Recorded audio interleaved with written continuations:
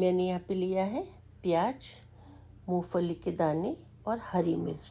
मैं यहाँ पे लाल मिर्च का यूज़ नहीं कर रही हूँ, तो मैं यहाँ पे हरी मिर्च का यूज़ कर रही हूँ। और लहसुन, कढ़ाई में मैंने तेल ऐड किया है और उसमें डाला है मैंने मेथी दाना, थोड़ा सा जीरा, और जो मसाला मैंने पीस के रखा था वो इसमें ऐड कर दिया है। तो हेलो एवरीवन, राधे राधे सभी को। आज मैं बना रही हूँ मसाला बैगन। बहुत ही टेस्टी बनते हैं, एक बार आप ज़रूर से ट्राई कीजिएगा। उसी मैंने मिक्सी के जार में थोड़ा सा पानी डाल के इसमें ऐड कर दिया था।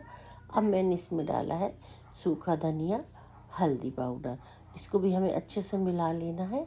और देखिएगा, कढ़ाई में मसाला बहुत जल्दी चिपकता है, क्योंकि मैं तेल की क्वांटिटी थोड़ा कम ही रखती हूँ, इसलिए ये चिपक जाता है।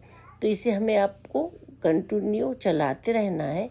और अब मैंने डाला है इसमें नमक और थोड़ी सी लाल मिर्च।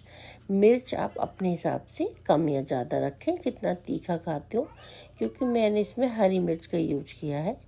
और अब हम इसे चला देंगे। और मैंने यहाँ पे बैगन लिए हैं, उनको मैंने काट के अच्छे से धो लिया था। अब वो कढ़ाई में ऐड कर दूँगी और इसी मसाले में अच्छे से कोट करके इसे धीमी आंच पे पका लेना है। बहुत ही टेस्टी मसाला बैगन आपके बन के तैयार हो जाएंगे। आप इसे दाल चावल, रोटी, पराठा, पूरी किसी के साथ भी खा सकते हैं। बहुत ही टेस्टी रेसिपी, बस बीच बीच में आप चलाते रहें इसको, नहीं तो ये नीचे से चिपकने लगती है। अगर आपको मेरा वीडियो अच्छा लगा हो तो please like, share and subscribe जरूर कीजिएगा। ऊपर से मैंने डाला है आमचूर का पाउडर, यानी कि ड्राई मैंगो पाउडर, और थोड़ा सा गरम मसाला।